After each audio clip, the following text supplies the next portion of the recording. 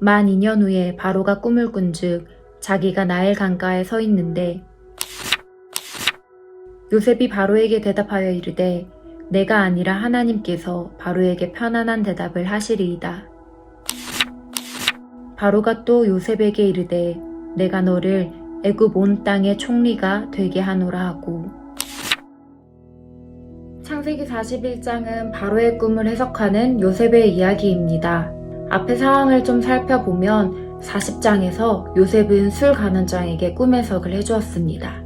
그리고 그 술 간원장에게 은혜를 구하던 요셉은 2년이라는 시간 동안 잊혀진 존재가 되었습니다.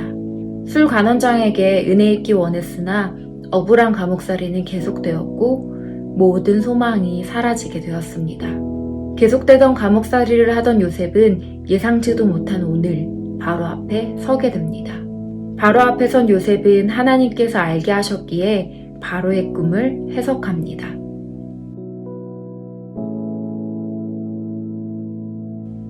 그 결과 요셉은 드디어 인생 역전의 순간을 맞이합니다.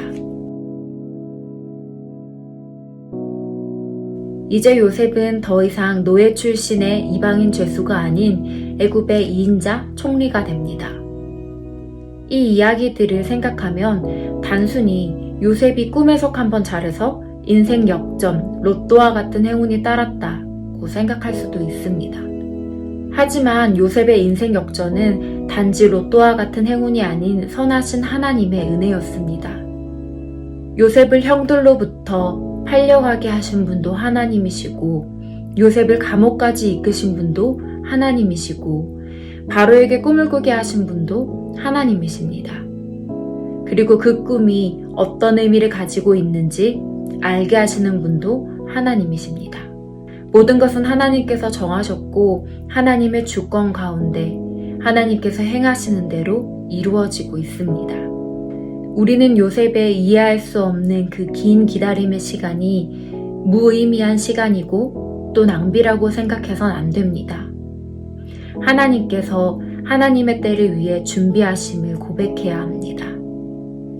감옥에서 요셉은 애굽의 왕정을 알게 되었고 더 나아가 사람의 은혜를 구했던 요셉이 더 이상 사람이 아닌 하나님만을 의지해야 함을 배우는 시간이었습니다. 또한 미리 애굽으로 보내어 기근의 때에 자신의 가족들을 구원하는 축복의 통로로 준비되었음을 우린 알 수 있습니다. 사랑하는 청년 여러분, 때론 이해할 수 없는 상황이 나에게 주어질지라도 지금 나에게 주어진 시간들은 무의미한 시간이 아닙니다. 선하신 하나님께서 하나님의 때에 하나님의 방법으로 여러분의 삶을 인도하실 것입니다. 지금도 신실하게 우리를 인도하시는 성령님의 인도함을 따라 하나님의 때를 기대하기를 소망합니다. 또한 하나님께서 나를 통해 일하실 때를 기대하며 믿음으로 삶을 살아내기를 소망합니다. 선하신 하나님 아버지, 모든 삶의 주권이 하나님께 있음을 고백합니다. 때로는 막막한 현실과 이해가 되지 않는 상황 속에서 세상의 방법에 눈을 돌리기도 합니다. 하지만 언제나 나의 삶이 하나님의 손에 있음을 고백하며 선하신 하나님을 바라봅니다. 하나님의 때를 기다리며 믿음으로 주어진 삶을 살아내도록 붙잡아 주시옵소서. 예수님의 이름으로 기도합니다. 아멘.